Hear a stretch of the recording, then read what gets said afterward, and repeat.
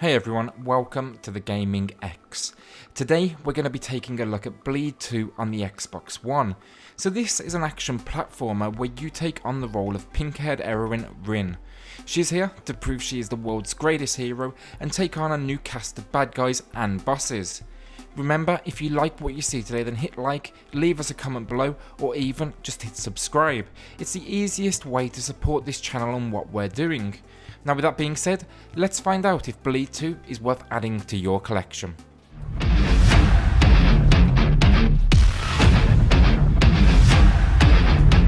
So graphics, and Bleed 2 continues the trend of pixel art based video game releases, and while it's not the best I've seen, there's a lot to like here. Weapons look fantastic as your screen is covered in multicoloured bullets, enemy design frequently changes to keep things fresh, and movement is super smooth. Then there's the bosses, and this is a particular highlight.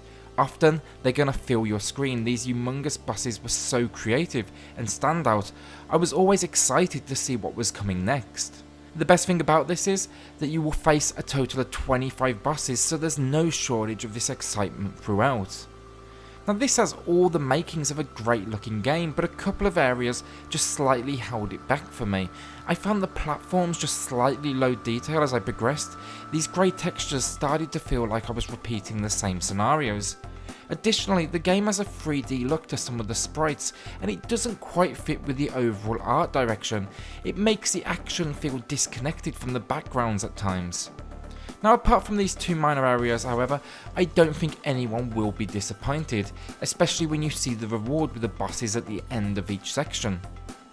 So gameplay, and Bleed 2's success relies on a tight control scheme demanding you jump, shoot, dodge, deflect bullets, slow time and warp across screen. Fortunately, they've not only succeeded, but they've excelled. Incorporating a control scheme similar to a twin-stick shooter, it takes a very short amount of time to get used to them, and once you get there, this will feel so natural.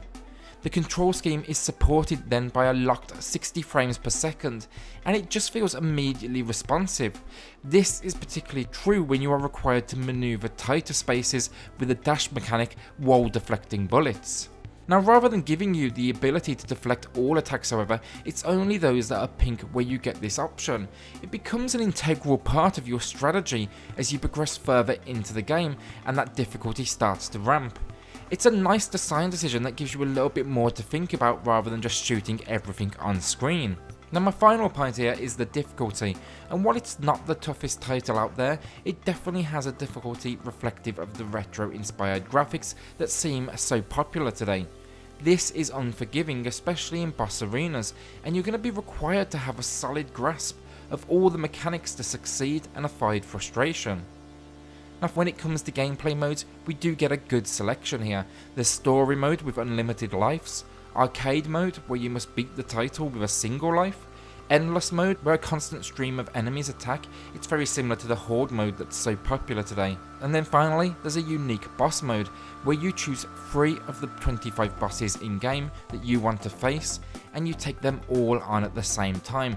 That mode in particular is great fun. Unfortunately though, this does not do enough to avoid the most glaring issue with Bleed 2, and that's game length. I finished this in under an hour on the normal difficulty.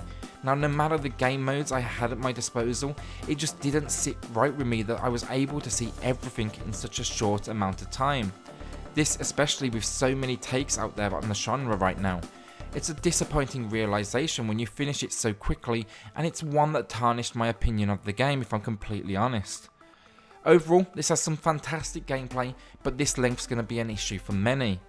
What I will say though is if the different game modes sound like something that you would enjoy and it's going to be enough to keep you coming back, then maybe you can overlook this length flaw. So finally we have the audio, and again it's another success.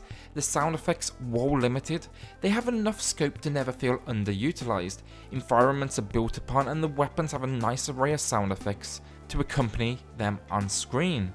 Then there's the soundtrack, and I really enjoyed this one throughout. There is some particular highlights in there for me, but generally speaking, I never felt myself annoyed. It really accompanies the action in a solid way. What I will say about the audio is, like the rest of this title, it does a respectable job without quite reaching the level of some retro titles out there. Axiom Verge.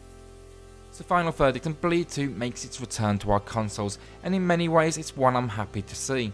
Tight controls and some fantastic boss battles are supported by better than average graphics and audio. They've definitely taken a step up across the board from the original Bleed. Additionally, some gameplay mechanics such as bullet reflection and dodge maneuvers truly make this unique. Unfortunately, I just can't get past the length of Bleed 2 and its less than 1 hour completion time. That's difficulty dependent, of course. With all the game modes and its attempt to offer replayability, it still wasn't enough to keep me coming back personally, and when it's priced at $14.99 on Xbox or PS4, I think this is just too steep for what it offers right now. With that being said, for those that are big fans of the retro action titles, then this has all the right ingredients to make a challenging yet fun playthrough. The Gaming X gives Bleed 2 a 7 out of 10. Thanks for watching today, and if you enjoyed what you've seen, then hit like below, leave us a comment with your thoughts, or even just hit subscribe. That's by far the easiest and best way to support the channel and what we are doing. We'll see you all on the next Gaming X.